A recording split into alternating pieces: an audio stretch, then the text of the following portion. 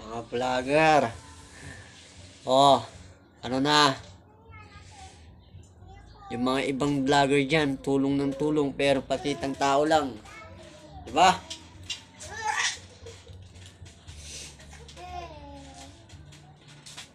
Alam nyo? Kung ganun lang din, content lang din. Tigilan nyo na yan.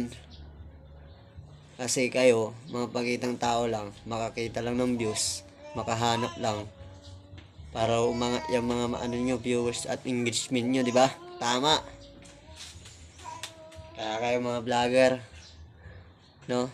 Hindi ko sa nilalahat, pero merong mga iba na maraming nagko-content na pakitang tao lang. Maging totoo naman kayo. Comment na kayo dito sa aking description. Tignan